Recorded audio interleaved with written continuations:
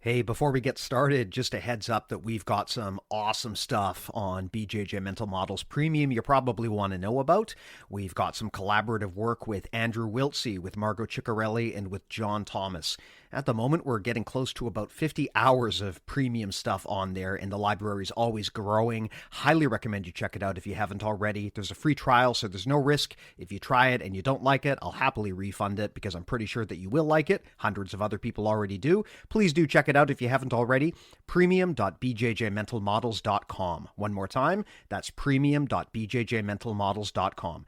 Thanks again for supporting us and enjoy the show.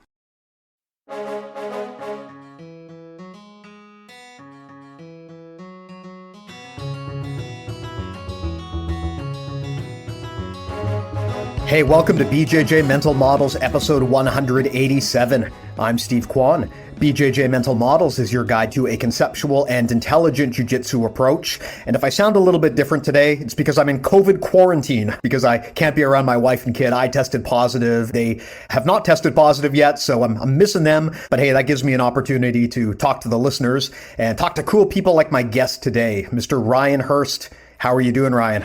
I'm great. Thanks for having me. Sorry to hear about your COVID. I went through that too. So, I know what it's like having to be in quarantine. Just, man, not fun, is it? Well, I'm catching up on a lot of video games. I mean, that's, I guess, the one benefit, but everything else has kind of been on the shelf. I haven't been able to see my family, just been so busy that actually not busy. It's been kind of the opposite. I've been trying to recover and rest and just get my energy back. For me, that's been the big symptom, is just kind of a general... Yeah, that's it, man.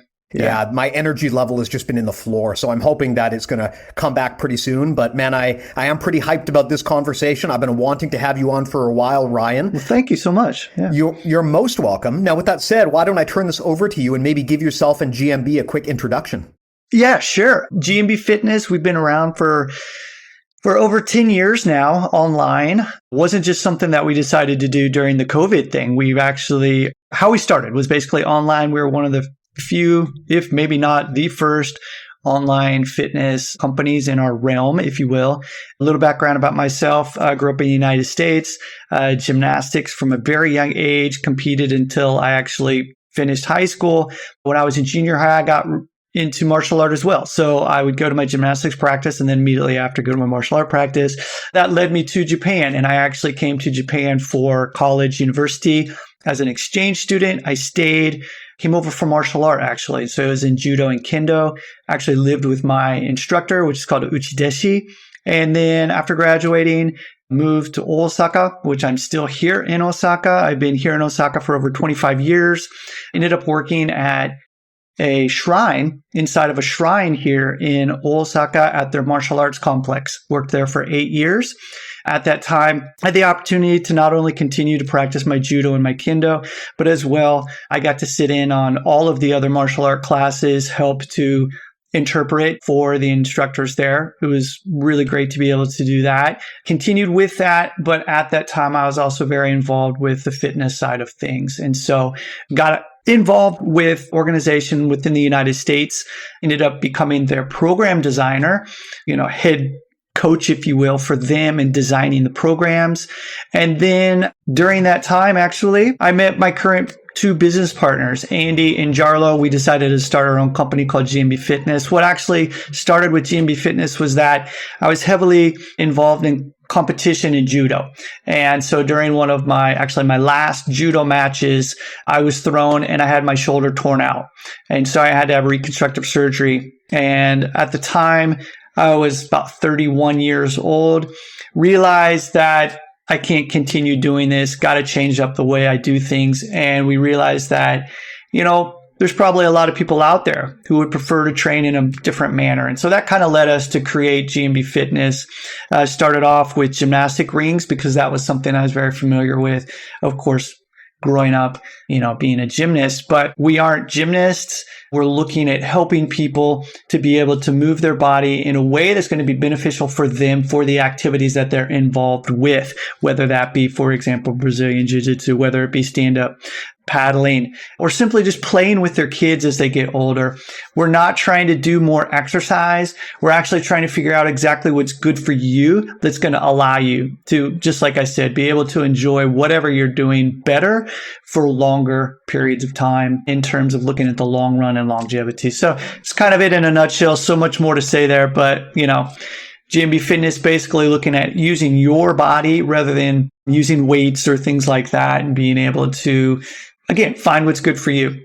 That's amazing. Thanks for the intro. And it's something that I think hits home probably for most of our listeners. I know it certainly does for me. I mean, since the pandemic started, a lot of the options that I would have previously had to get exercise have kind of vanished. So I have spent a lot more time and attention on what kind of workouts I can reasonably do from home. Yes. Concern that didn't really exist pre-pandemic, when I could just go train whenever I wanted to. Right. And I've discovered that there are a lot of restrictions around what kind of exercises you can do from home. Not everyone has the space and safety and living requirements where they can just build a gym in their house. Absolutely. There's things I never thought of, like, am I accidentally going to kill my cat trying to do this exercise? The kinds of problems that never occurred to me before the pandemic, but now I realize if you want to set up equipment at home, all of these things have to come into play.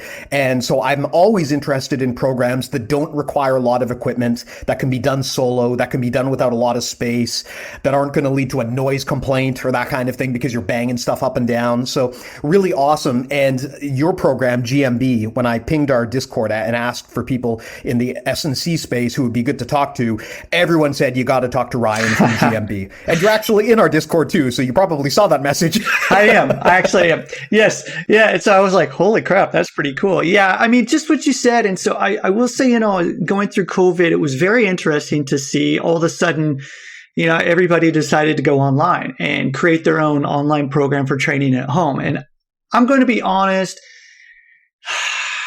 there was a lot of crappy advice out there. And I'm saying this simply because I like to try and stay in my wheelhouse, if you will. And so sometimes people giving out some advice where they shouldn't be giving out advice kind of gets at me. I hold my voice, I don't really get into it, but I don't want people to get injured. And unfortunately, sometimes we see that because you got to be careful, especially if you're doing something like you said in your house, looking at what's around you. And that is a big thing that we always say, don't kill your cat. That's important. So, yeah.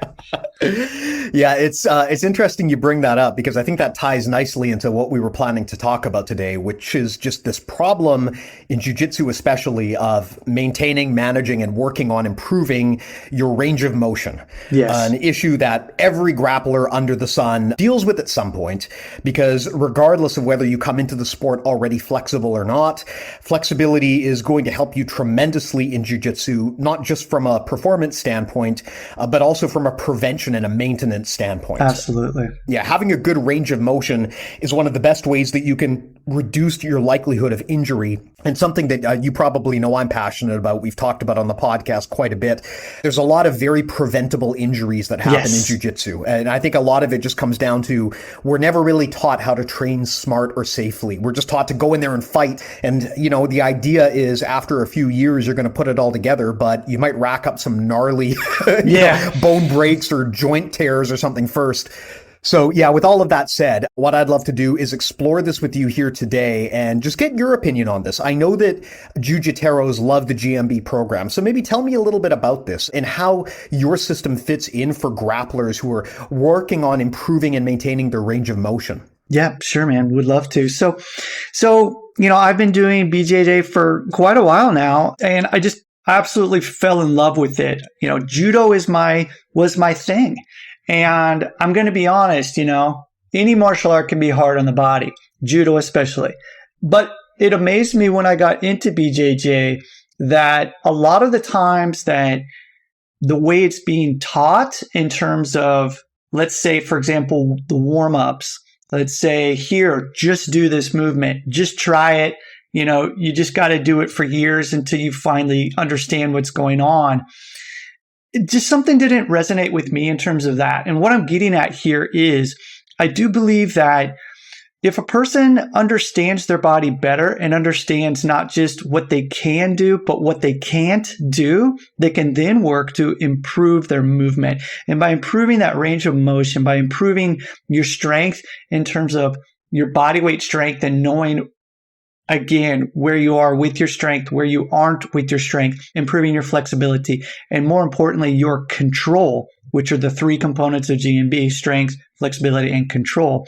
I think that we could have a better experience. The majority of people, let's just be honest, we're not out there competing at the highest level. The majority of us out there, hobbyists, okay?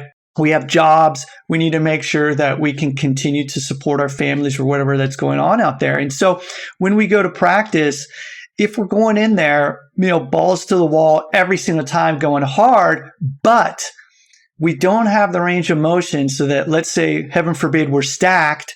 Someone stacks us as they're trying to pass us. We end up hurting our neck, end up getting lower back discomfort due to the fact that we don't have this range of motion. Also, we're not comfortable in that position. Therefore, we brace, therefore making it worse because then we hold our breath. Then that loaded pressure puts us into a compromised position. We're going to mess things up. It's not going to allow us, one, to enjoy BJJ, and it's also not going to allow us to continue, and it could lead to injury. So what I'm after really, and what we're trying to do is simply help people to be able to get more comfortable being in multiple ranges of motion and do that unloaded. In other words, without someone trying to crush us, and understand how to do that well so that when we go in there, we do know, okay, this is what my body can do. This is what I'm capable of. So when we do go to our instructors and they teach us these techniques, when we do drill, when we do go in there and we spar, when we roll, we might not be the best, and that doesn't matter. We have the understanding to know what we can do so that we can do it safely. And it's not just for ourselves, but also for our partners. Because let's be honest, if you freak out when you're rolling, there's a good chance you're going to hurt your partner. And that's not good either. So I think that really what we're after is having this true physical autonomy in knowing, again, what your body can do, what it can't do, being comfortable in these different positions so that when you go into practice, that you can do it in a safe manner and continue to do it for as long as you possibly can. Yeah, that's a really interesting point that never occurred to me before, which is that in jiu-jitsu, you don't always have control over your own range of motion. If you're doing Absolutely. Yeah, if you're doing solo stretches, for example, you can go to your comfort level, and it's up to you as to whether you want to stretch beyond that or not. Whereas in jiu-jitsu, it is very much up to your opponent to decide how elongated and stretched out or collapsed your body's going to get. If your opponent, like you said, decides to just stack you on your neck, you may not have a lot of say in the matter in terms of, okay, you're taking me beyond my comfort zone, because by that point, it's already happened. Now, there's a conversation that can be had, of course, about how to communicate better with partners and not be a dangerous training partner. Absolutely, yeah. Yeah, but in addition to that, there are the preventative actions that we can take on our own so that if that contingency does happen and you do get stacked on your neck, you're more likely to have a good outcome versus someone who hasn't been taking care of themselves in that manner. That's right. And to go even to simplify this even more, let's say we're just looking at frames and levers, okay? And so let's say that someone is, they're coming towards you and they're starting to pass your guard, and let's say they're going for like a leg drag or something, and you put that arm out to frame against them.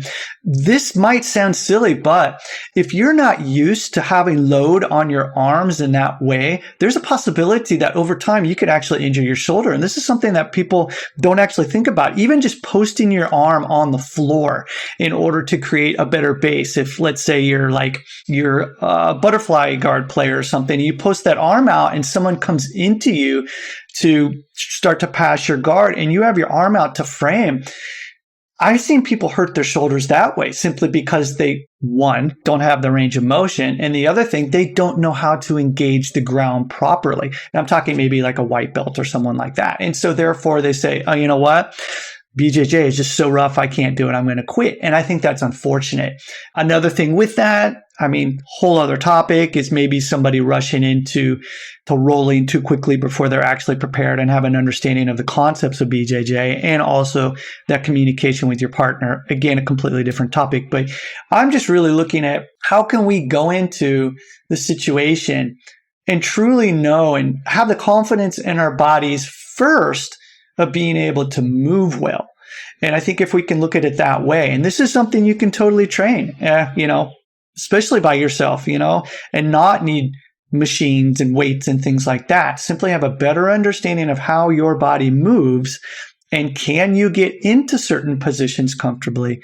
And knowing that is going to allow you to therefore then start to work to be able to get better and apply your techniques and the concepts that are necessary for when you're actually drilling and practicing BJJ.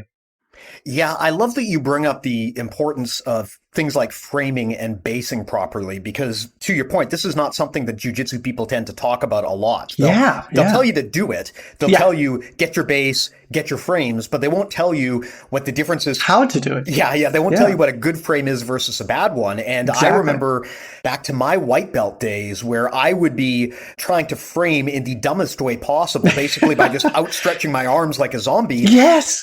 Yeah. And that seems like an intuitive thing to do when you're a beginner, but not only is it ineffective, we always talk about how you should never stick your arms out because you're going to get armbarred. Right. There's more to it than that, though. It's just not always a good way to support your opponent's weight. Yeah, exactly. Yeah, if your opponent is barreling down towards you and you outstretch your arm toward them, man, that's a lot of force being held up by what is basically a stick. Yeah. Yeah, if you're not careful, you can put a lot of load and a lot of torque on either your wrist or your elbow or your shoulder or all of the above. And especially in an art that is as dynamic and fast moving as jiu-jitsu has the potential to be, you can definitely injure yourself if you don't know how to position your arms and your legs and even your neck safely. Yeah, and exactly. And even looking at just like if you're on bottom and side control and you try and frame with your hand on their waist and your wrist is bent and they happen to just slam down and try and pressure pass you there or something and your elbow's on the floor, look, you're going to get wrist locked, and possibly, injure your wrist. It's silly, but it's like a whole other topic. I realize, Rob Bernanke I love him, and he talks about frames and levers, and I just love those concepts. And it's just, for me, I totally geek out on that sort of thing because it's the anatomy of the body and looking at being efficient and what the body can actually do. And again, coming back to what we were talking about, the better you know how your body moves and how, again, it can move and where you have limitations, you're going to be able to work on getting better at improving that and hopefully not putting yourself in that position. And so this is really what comes down to our program with elements is, again, it's not specifically for BJJ, but when we're looking at the 4 principal movements that we use, which are the bear, monkey, frogger, and crab, and we can break those down. Basically, you're looking at, can you comfortably get into a position without, one, pain, and then looking at your in range of motion and working to improve that strength, flexibility, and control. And you mentioned the dynamic of BJJ. It's a fast-paced thing. And even though, let's be honest, with your partner, you can have good communication and say, hey, man, I want to go light today. We know how that goes, and so, you need to be able to say, all right, am I going to be able to protect myself? That's the first and foremost thing that we're after. And then, of course, you need to look at, can I protect my partner? And so I'm very lucky at where I train, where I've always trained. It's a place called Akatsuki. It's not a gym. It's a collective of people. We get together and train together. And I'm very lucky because I think we've got 7 black belts now, if that's right. And so I wouldn't call it an open map, but what it is we get together and we say, all right, everybody, what is the one specific thing we want to train today? And then we drill the crap out of it. And then when we spar, if you will, we actually don't go full on. We actually look at, situational sparring and things like that. But there's always that communication factor in us saying, all right, let's say maybe my lower back is a little sore today. So today I'm only going to work on this position or something like that. So what I'm getting at is that it comes down to also being able to auto-regulate your body. And so when you're going to your Brazilian Jiu-Jitsu practice of saying, okay, what do I need today? in order to not only be good for myself, but for my partner. Because if you can't be at a level where your partner needs you to be, then I personally think sometimes that's on you for not communicating that, and actually you hurting yourself by putting yourself into that position. I do know the dynamics are different based on each gym, but I've had the opportunity pre-COVID to travel a lot. Each month I would typically go to a different place in the world to go teach a seminar, and I would always go to a different BJJ gym. And it always blew me away. The dynamics are so different. But the one thing you do find is that when people roll, it just completely changes the game. And you never know. You never know what that person is going to do. And so again, it comes back down to being very comfortable in your own skin and knowing what you can do so that when, excuse me for saying a cuss word, the shit hits the fan, you're able to protect yourself and not, compromise yourself, if you will. Absolutely. Now, that is as good a segue as any here, because I got to talk about these animals of yours. You talked about the Elements program, and this was something that had been brought up to me about the GMB program. You've got the bear, the monkey, the frog, and the crab. And like you said, now I love me some animals. I mean, if you follow jujitsu internet memes, you know that we love our lions and tigers and bears and wolves and stuff. So tell me about the backstory here. What are these motions and why animal names? Like, what's the significance of the animal theme here? Yeah, so this is actually goes all the way back to my early judo days. So, okay, let me just start it this way. So I'm not a fan of the BJJ warmups. So again, I mentioned, I would go to different gyms and it was like, hey, let's do our warm up. Let's start off by running and we're going to do a bunch of push-ups and sit-ups and all this stuff that personally I don't think fits. And I'll explain that in a little bit. But basically, the way that I look at things is use movements that are going to prepare you for the movements that you're going to be doing. And so this is a big principle that we have in GMB. And so we have what's called the 5 Ps. And this is how we lay out our sessions. And so we start off with a prep. You can look at it as a warm-up, but our prep is looking at preparing the joints for the specific thing that you're going to practice that day. And practice is number 2. We take a look at a specific movement and we practice that movement. The third component is play. This is something that the majority of fitness places out there don't have in their session. A lot of them don't even have practice, to be honest.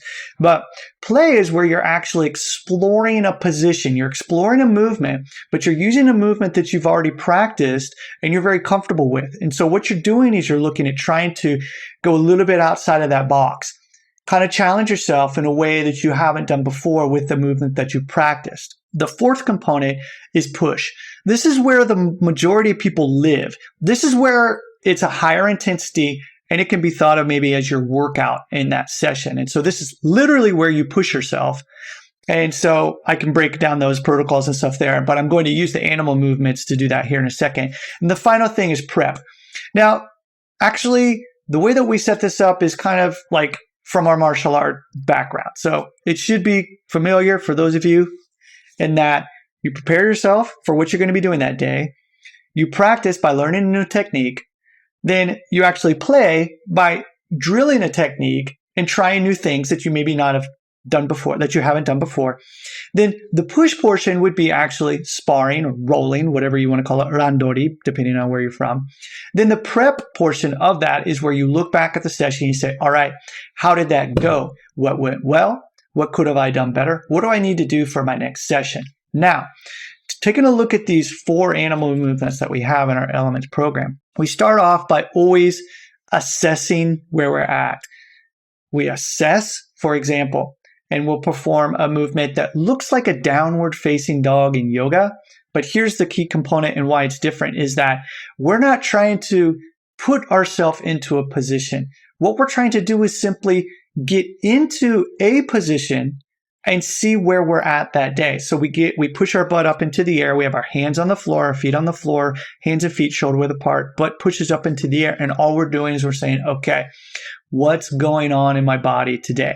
And you say, oh man, my hamstrings are really tight today, or maybe my shoulders or a shoulder is a little sore yesterday.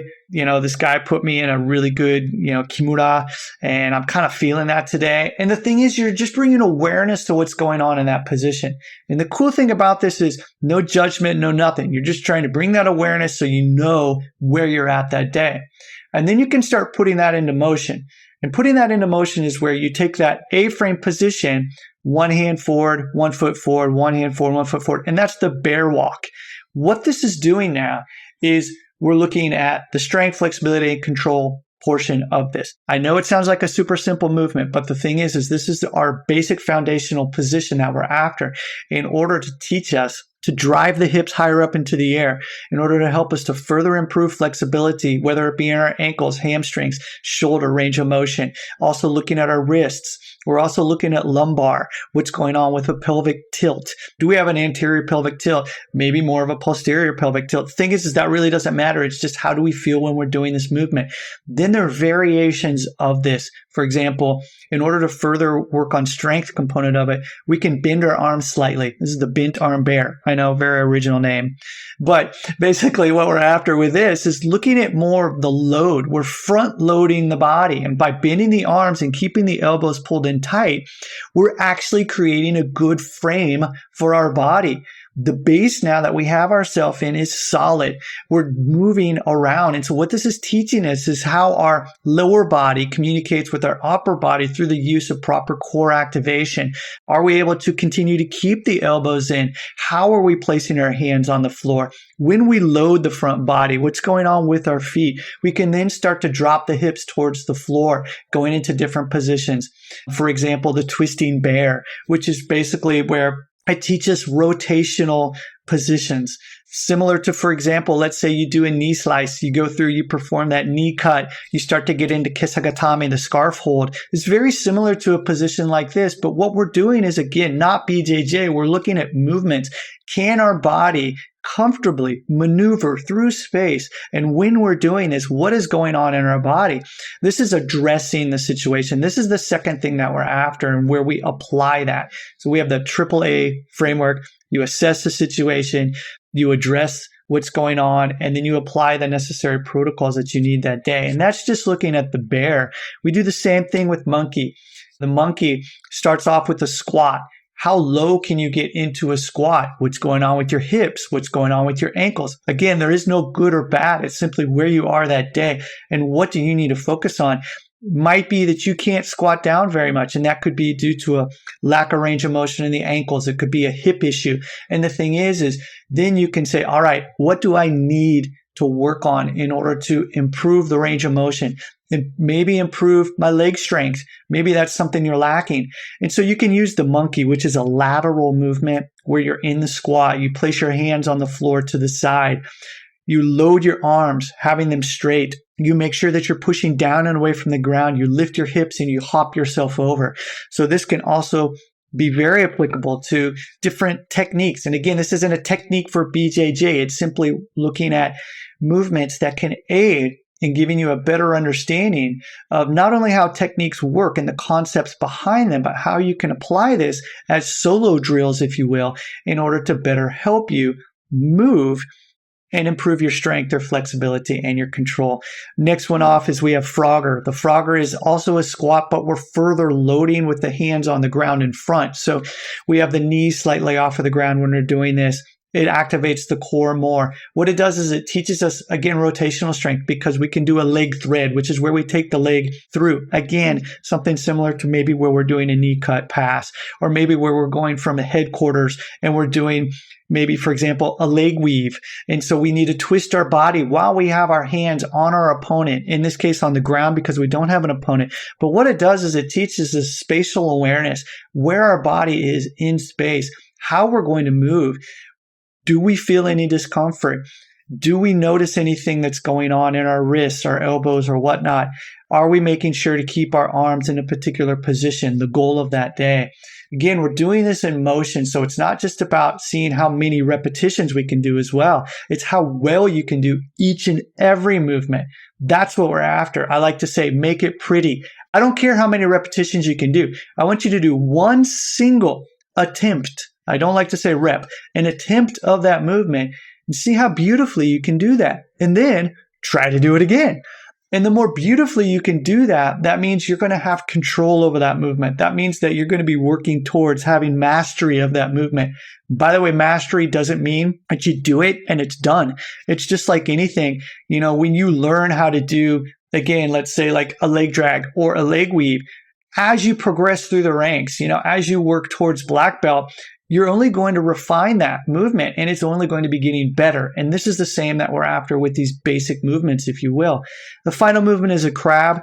And this is where we're sitting on the ground, hands, feet, shoulder width apart. Our hands are beside us. We lift our hips up into the air so that our chest is facing upward. We've seen this before, the basic crab walk. And what we're doing is, in this case, looking at how we can open up the front line of the body. This is the opposite position of doing a squat. So rather than hinging at the hips all the time and squatting, we're now able to open things up. We can do this with one arm, so it moves more towards a 3-point bridge.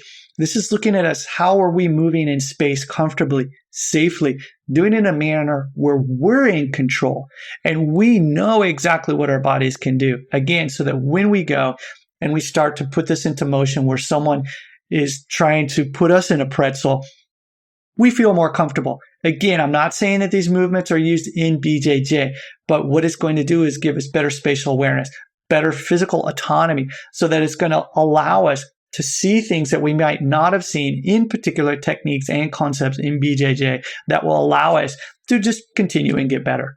So that's an amazing explanation of these 4 positions. And I think that if I want to tie this all back to a big idea, something that you talked about, which I think is really important, is the importance of doing these repetitions with intention. Yes. And trying to do the perfect rep. And this is something that as a non-athlete hobbyist, I really struggled with, and I am only starting to figure out right now, I would say, pushing 40, I probably wasted a lot of my earlier athletic years by not really training intentionally because I didn't understand what that meant.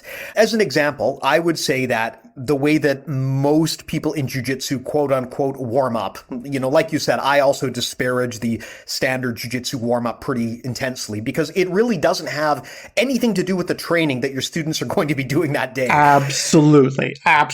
And not just that, but there's no encouragement to the students to learn anything from that training. Yes. You're just, I would say that for the vast majority of people who do jiu-jitsu warm-ups, when they invest that 10 or 15 minutes at the beginning of class, they're not there training intentionally and trying to do the best jumping jack they possibly can. They're just there to get it done and get it over with so they can get to the fun stuff. And I would actually argue that you are, as the student, reverse incentivized to do a good job on the warm-up. I agree. Because you're not there to warm up. You're there to have fun and do jiu-jitsu. And if you burn all of your energy during the warm-up, you're not going to have fun during jiu-jitsu. So most people, I would say, have a negative incentive to participate and try hard and do good in the warm-up. They're just there to get it over with. And I mean, this is where you get that whole meme about purple belts not even showing up. It's, man. Yeah. I mean, we love to disparage purple belts, but if we're being honest, I don't blame them, right? That's the most useless part of the class. So why would they show up? I totally agree. And to go even further, sorry to interrupt you. So here's another thing to think about in terms of if you go in there and you're cranking out push-ups and sit-ups and doing all these things, what you're doing is you're taxing your body to the point where you're getting tired. And then when you start to learn a technique, you're actually not going to be fresh to have the capacity to be able to do that. Because again, it's crazy to me. So to take another example, okay? So let's say that we're looking at, one of our other programs is called Integral Strength. And this is where we're looking at, for example, getting really strong, but also looking at our endurance strength. So we're doing things, for example, you have chin-ups in there. You'll have, for example, different kinds of push-ups. You're going to have single leg squats. You're going to have jumps. You're going to have things in there. Imagine burning yourself out and then trying to do a new movement that you've never seen before. You've never done it before, but you're tired and you're trying to do this thing. You're not going to be able to do it well. And the thing is because you're not going to be able to do it well, you're going to get frustrated. You're not going to understand what's happening in that movement. It's only going to lead to more frustration, and you're not going to be able to get better at it in the long run. And so this is why I'm adamant about let's stop doing these warm-ups by trying to crush ourselves before we actually learn technique. It just, to me, sorry, that's my soapbox. It just doesn't make sense to me, so. Well, it's not just you, man. I've had the same thing. And I have had one of those crazy jujitsu instructors who does things the wrong way, where they try to kill you during the warm-up. I remember I used to train with this guy, and he was just the most stereotypical, like, macho alpha bro you can imagine. And he thought, as the coach, that his job during the warm-up was to basically kill all of the students. So I remember these ridiculous warm-ups. They were like 30 minutes long, and the idea would be that you would like run full force across the room, then pick someone up and hit them with a takedown as hard as you could, Jesus. then run full force the other way and do it again to a different person and go back and forth. And then part of the warm-up was full contact sparring. And then if the intensity wasn't, if you Nice. That sounds fun. and not just that, but if the intensity wasn't high enough, he would actually throw someone else in there. So now it's 2-on-1 during your warm-up. Like, this guy's warm-ups were more intense than most people's tournaments. Dude, that's crazy. Yeah, incidentally, in my mind, he was probably the worst jiu-jitsu instructor I've ever had. and yeah, that kind of stuff, not only does that lead to failure to learn, because your brain is not in learning mode, your brain is in survival mode at that point, but also it leads to dramatically higher risk of injuries. And for what, really, right? You're not even getting good training at that point in time. You're not learning. No, you're right. You're basically getting like competitive rounds in class, which is the worst time to be putting those kinds of miles on your body. Absolutely. And to actually get back to your original question, I apologize because I really took the long way around answering this question, is why these animal movements? And that is, this is actually when I first started off in judo, this is what my judo instructors were having us do. And I was very lucky. I've had just some of the best coaches around because they got it, And so what it was is the warm-ups had to be movements that were applicable in terms of teaching better body awareness and getting you prepared for what you're going to be doing that day. So we would do things like these bear walks, bear crawls.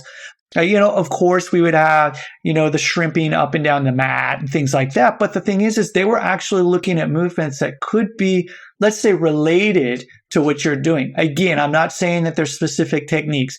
And, I do know people can get a little up in arms and like, oh, shrimping actually is not a good thing. Okay, whatever. But in terms of teaching the body to move better, I think movements like that are more beneficial than just simply trying to crank out push-ups, where, I'm going to be honest, most people don't know how to do proper push-ups and end up actually doing more harm than good.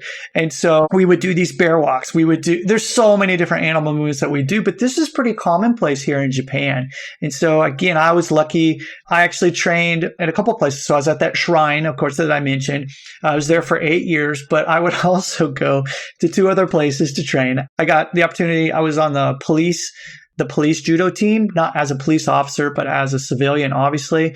I was on the police team here. And then I also had the opportunity to train at a place within Osaka Castle, which is called Shudokan, which is basically, you have to be a black belt to train there. And it's basically an open mat for just these amazing guys. And I would go there and they would just beat the crap out of me every single time. But I remember the warm-ups were to get you prepared for what's going to be going on that day. And I loved it.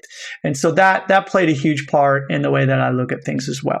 It's making me so jealous here listening to your life story. I mean, when I go to jiu-jitsu, I train in a converted, renovated warehouse next to a Tim Hortons, which is a coffee shop here in Vancouver. You're training at like these Japanese shrines with like, it's just, yeah, but I mean, don't think it's like this. This is just how it is here in Japan. It's one of those things, and also it depends on where you go. Sorry to interrupt you again, but like where I train now is very different. I don't actually go to.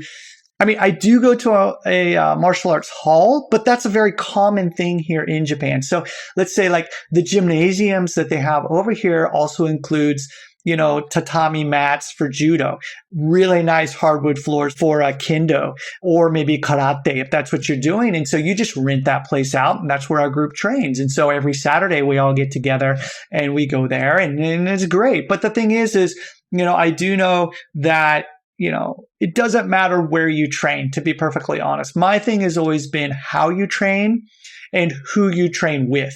I don't I have had the opportunities to train like at the Kodokan here in Osaka, as well as in Tokyo in judo, and train with literally some of the best guys in the world. I'm not saying that I'm at that level at all. I'm not. Okay.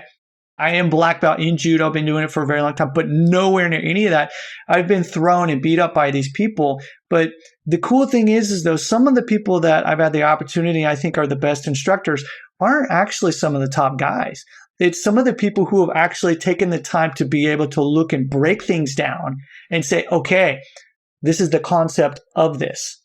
Or, for example, just spending the time training, with me, like when I was a white belt or, coming up through the ranks. And so again, sometimes the best person in the world isn't necessarily the best teacher, to be honest. So. Yeah, that's so important. And I have definitely had similar experiences where the who is often more important than the how. And the who's going to help you is not always the person who on paper has the best resume. You could be training with jiu-jitsu world champions who just suck at teaching you specifically, or maybe they just suck at teaching in general. But on the other hand, I mean, I've trained with blue belts, purple belts who do an amazing job teaching. Sometimes I get more out of them than I do out of the people who have the resumes on paper, just because their particular style and what they're trying to do, it resonates better with me. And maybe they have the lessons that I'm looking for. Whereas, just because someone's a world champion or, that doesn't necessarily mean that they're a world champion at teaching the kind of stuff that you need to learn. Yeah. And I think, that's a very good point that you bring up there. And I think also it comes down to fitness as well. And so there's some fabulous, fabulous people out there. But, just like me, when I go teach a seminar, I love it because that's when I get to learn. And so I get to, see these people and I've taught these movements so many years. And I've taught the chin up, or whatever, just thousands and thousands of times.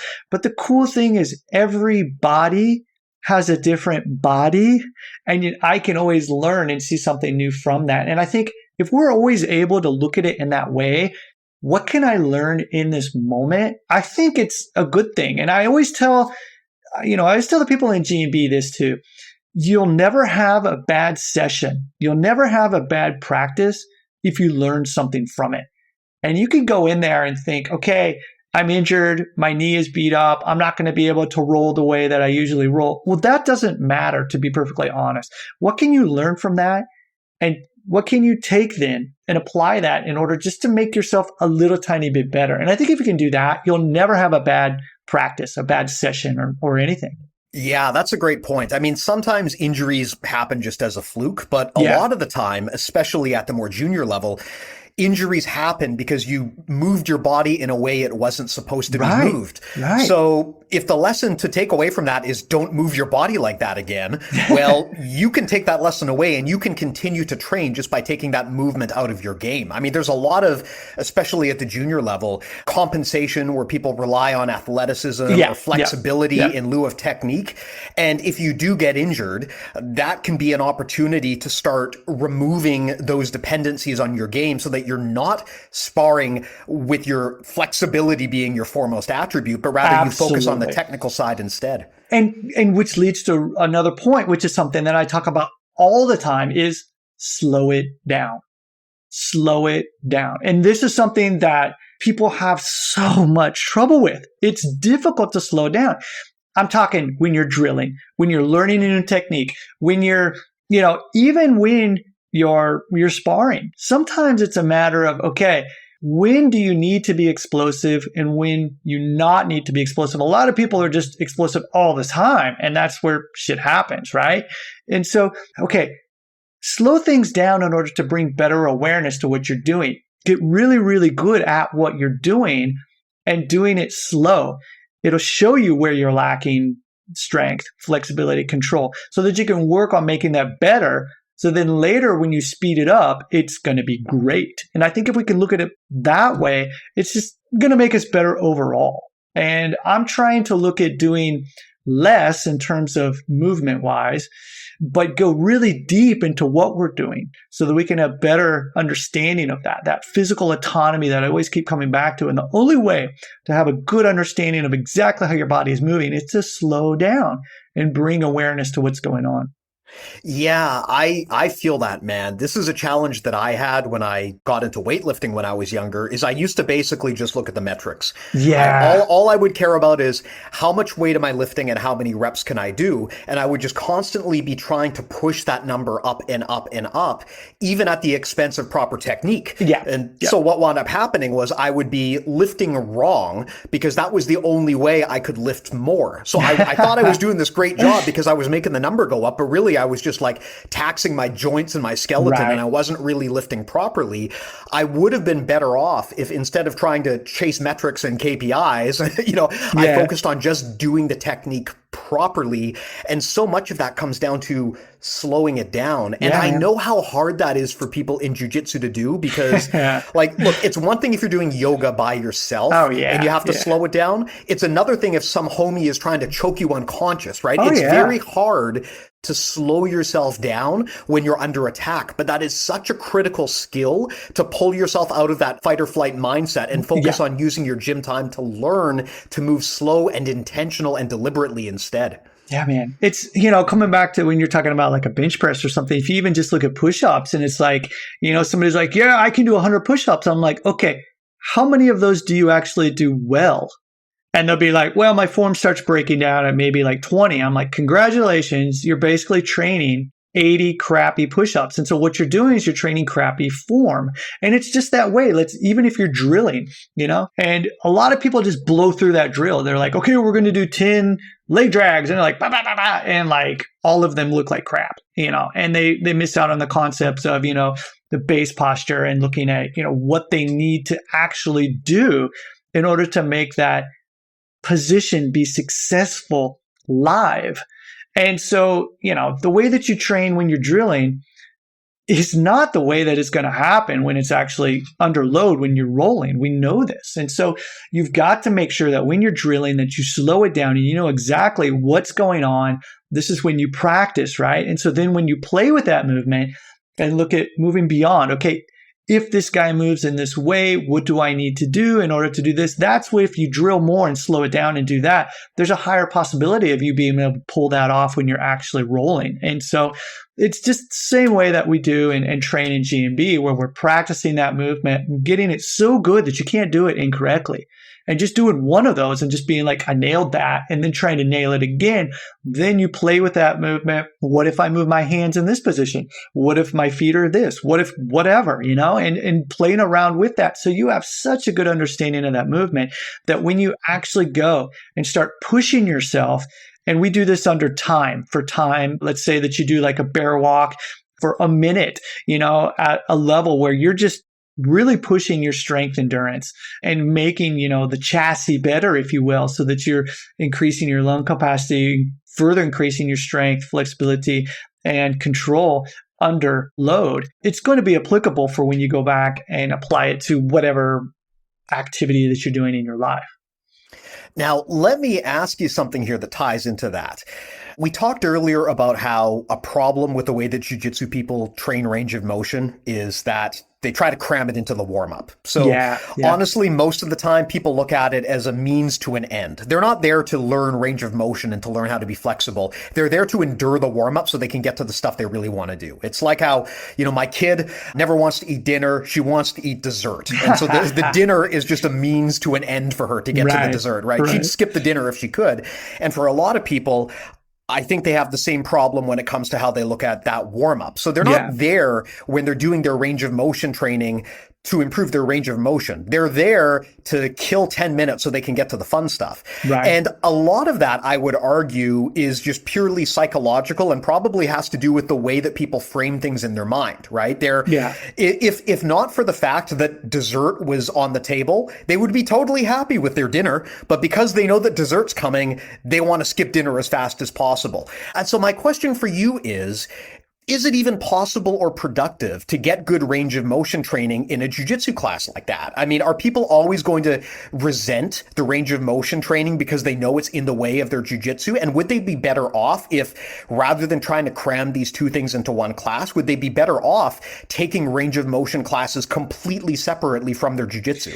Yeah, my answer to that is jiu-jitsu classes is for jiu-jitsu. period. My feeling on this is that you simply need to be in a frame of mind and in a position with your body to be able to learn a technique and then try to apply that within the class.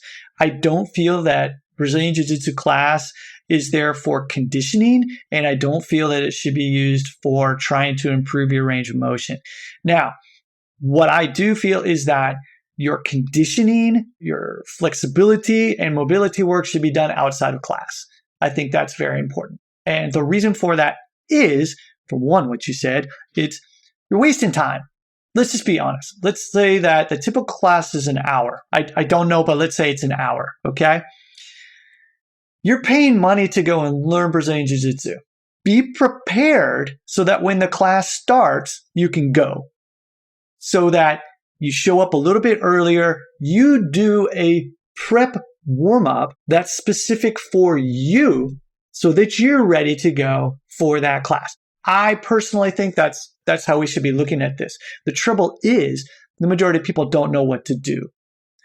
That's kind of where I come in. And that is, okay, let's take a look and let's say if you have 15 minutes outside of Brazilian Jiu-Jitsu class, okay, this is what you can do. And literally that's all you need is 15 minutes, okay? I'm not trying to say like 15 minutes and rock hard abs. I'm not saying that. I'm saying if you only had 15 minutes, you can still improve your range of motion, but the thing is it's consistency.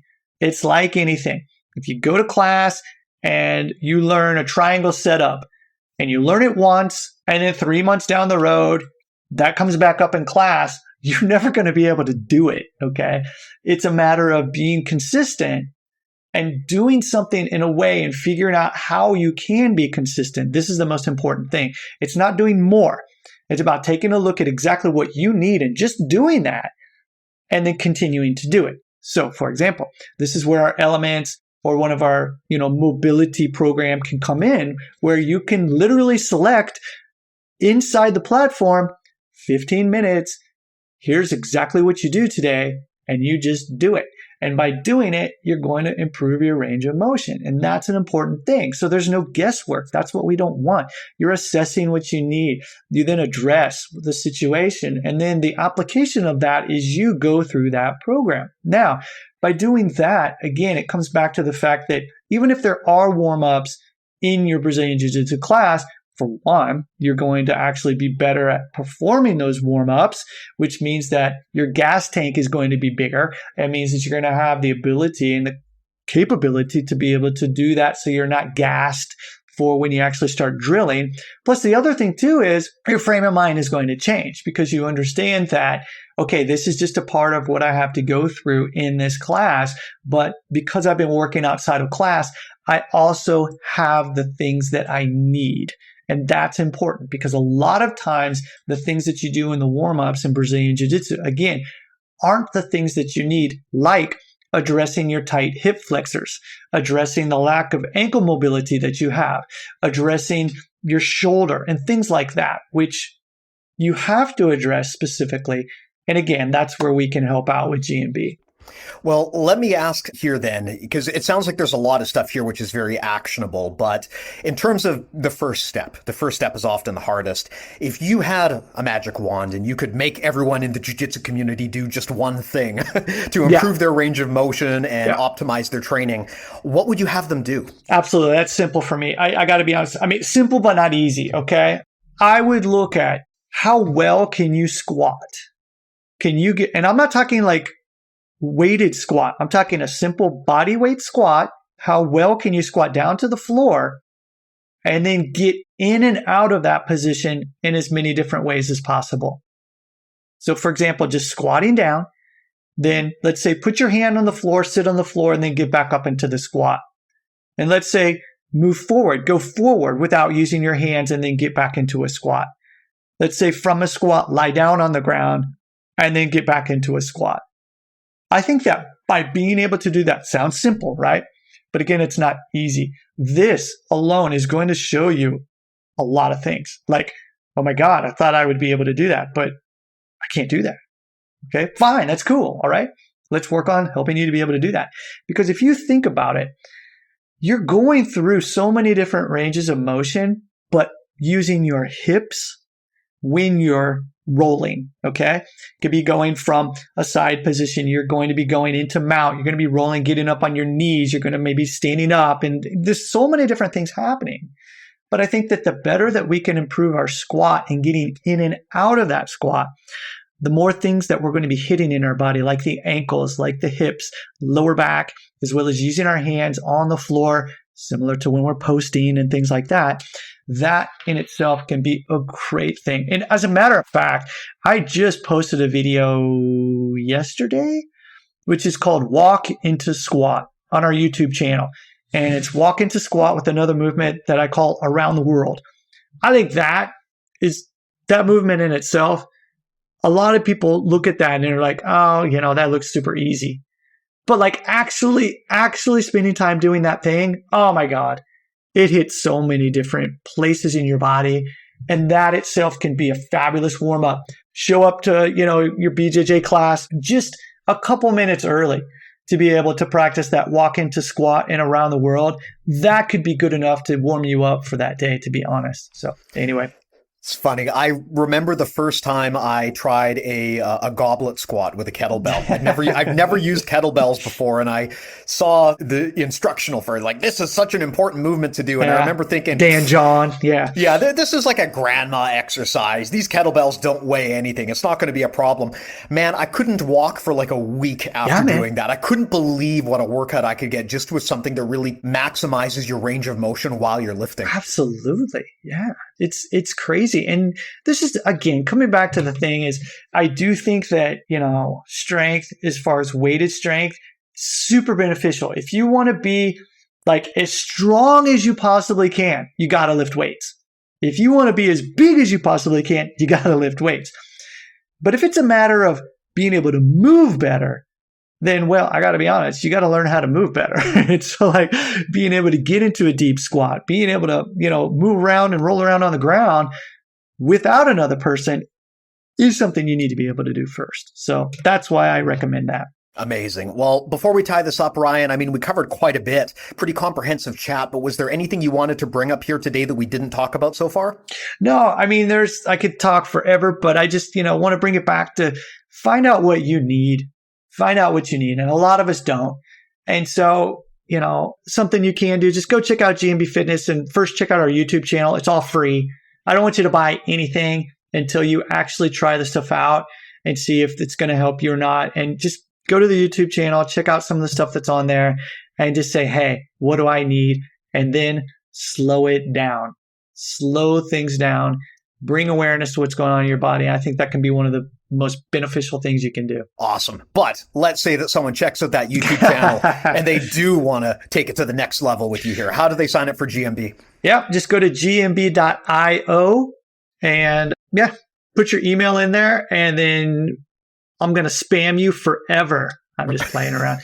The other thing I will say, if you ever have if you're listening to this and you have a question, send an email to info@gmb.io, and an actual real person is going to help you. So I have a full staff of people that are here to help you with any question you have.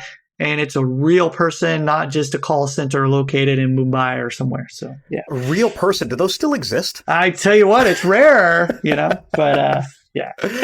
Awesome. Well, I will put links to all of that stuff in the show notes. So if anyone wants to quickly check out the YouTube channel or sign up or even email you, just go into the info section of the podcast, take a look at the notes, and there should be a link you can just tap or click to go right through.